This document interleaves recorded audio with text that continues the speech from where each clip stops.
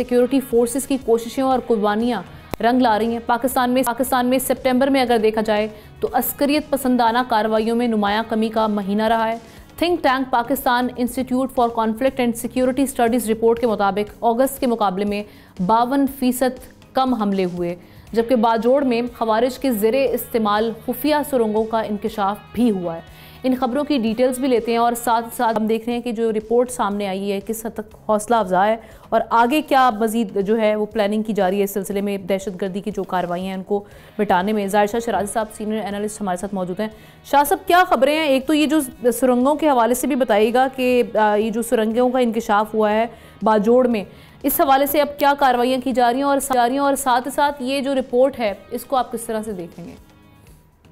बहुत बहुत शुक्रिया आमना। मेरे ख्याल सबसे पहले तो जो वॉर टैक्टिक्स हैं दहशतगर्दों को, ये बाजोड़ में पहली दफा नहीं हुआ। आपने इससे पहले देखा कि जब 2007-8 में इस किस्म की दहशतगर्दी यहाँ पे थी तो डामाडोला जो कॉम्प्लेक्स था उसको टनल कॉम्प्लेक्स कहा जाता था, जिससे बाद में जो है वो तबाह किया गया। इसके अलावा लुइसम में जो है वो चारबाग में और ये ऊपर जितनी एरियाज है खगा पास और मोहम्मद एजेंसी का बॉर्डर, तो यहाँ इसी किस्म की बहुत बड़ी बड़ी टनल्स थी।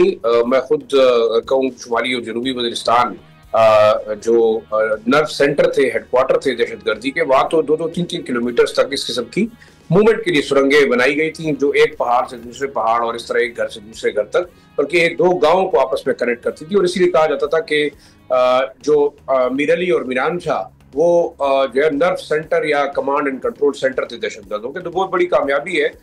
इस किस्म की सुरंगें पिछले कई सालों में दोबारा बनी होंगी। उसकी वजह ये है कि ये लोग इसी तरह आबादियों के अंदर रहते हुए घरों के नीचे से सुरंगें निकालते हैं, जो है कैमोफ्लाज करके मूवमेंट करते हैं और कोशिश की जाती है कि सिविलियन आबादी को ढाल बना के अपने आप को बचाया जाए। तो ये मेरे ख्याल में काफी बड़ा जो है वो डेवलपमेंट है बाजोड़ के हवाले से। बाजोड़ में बहुत सारे इलाके जो है क्लियर करा लिए गए हैं। कुछ तकरीबन 10-12% इलाका है जो अभी भी जहां दहशतगर्द मौजूद हैं और वो सिविलियन आबादी के अंदर है। बाकी आपने जो CRSS और PCIS की रिपोर्ट की बात की, मेरे ख्याल में देखिए अगर क्वार्टरली रिपोर्ट को देखा जाए तो चले हौसला अफजा हो सकती है, लेकिन ओवरऑल इसमें बहुत सारे ऐसे वाकयात हैं जो कि रिपोर्टेड भी नहीं है, जो रिपोर्ट नहीं हुए, जो मीडिया में भी रिपोर्ट नहीं हुए, जो कि मेरे ख्याल में इस किस्म के जो हमले खासतौर पर जनूबी और शुमाली वजीरिस्तान के अंदर हुए हैं सिक्योरिटी फोर्सेस पर, सिविलियंस पर, क्वाड से हमले किए, उनका डेटा शायद इसके अंदर शामिल नहीं होगा। लेकिन कंपैरेटिवली देखा जाए तो अगर जिस फिगर और जिस रफ्तार से ये आगे बढ़ेंगे, मैं ये समझता हूँ कि 2025 मजीद खतरनाक होगा, क्योंकि इस वक्त इन हमलों के अंदर जो तेजी आई है उसकी वजह अफगानिस्तान के अंदर होने वाली डेवलपमेंट है। फिर आप देखें करक में जो उस दिन सिक्योरिटी फोर्सेज ने दहशतगर्दों को निशाना बनाया, उसमें एक बांग्लादेशी दहशतगर्द मारा गया जिनका नाम तैमूर फैसल बताया जाता है और जो कई साल से जो है वो सरगोदा में रहता रहा, फिर यहाँ के दहशतगर्दी की कार्रवाई में मारा गया। तो आप इस ट्रेंड को देखें।